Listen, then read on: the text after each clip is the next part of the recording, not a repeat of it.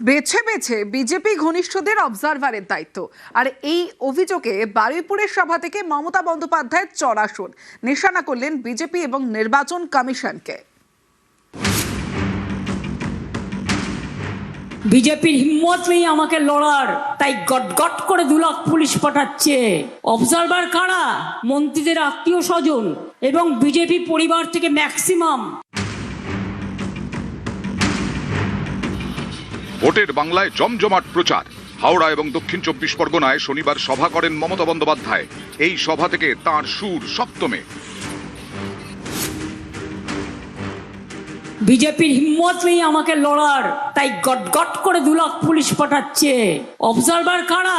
মন্ত্রীদের আত্মীয় স্বজন এবং বিজেপি পরিবার থেকে ম্যাক্সিমাম। একজন অবজারভার বেচারা নিউট্রালি কাজ করেছিলেন, প্রতিবাদ করেছিলেন, তাকে সরিয়ে দিয়েছিলেন। আরে অবজারভাররা তো নিরপেক্ষভাবে কাজ করবে, তো ইসি তাদের কেন গাইডলাইন্স দিচ্ছেন? তাদের নিয়ে ভিসি করছেন কেন? কোন ইসি? বাংলার আর একজন রিটায়ার্ড অফিসার, তিনি যা কীর্তি করে গেছেন সিঙ্গুরের জমি আন্দোলনের দখল করার জমির সবচেয়ে বড় হোতা।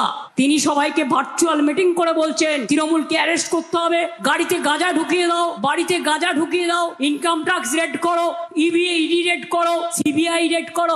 লজ্জা করে না? নির্বাচনের সময় গণতান্ত্রিক ভাবে লড়তে পারেন না, হামাগুড়ি দিয়ে চলছেন। আমাকে একা লড়ার জন্য সারা দেশের 19টা রাজ্যকে নিয়ে আসতে হয়েছে, 2 লক্ষ পুলিশ ফোর্সকে নিয়ে আসতে হয়েছে। সারা বছর পাহারা দেবে আমাদের পুলিশ, আর ইলেকশনের সময় দিল্লি কা লাড্ডু সব বহিরাগত। কেন হিম্মত নেই? আরে মানুষের উপর ছেড়ে দিন না। বাংলা ভাষায় কথা বললে এখানে নাকি অনুপ্রবেশকারীদের কারখানা। ওদের জিজ্ঞেস করুন বর্ডার কার হাতে, কয়লা কার হাতে, প্লেন কার হাতে, কাস্টমস কার হাতে? তোমাদের হাতে। তোমার হাতে থাকবে এগুলো।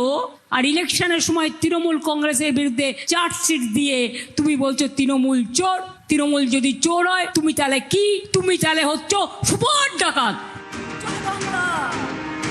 নিউজ 18 বাংলা।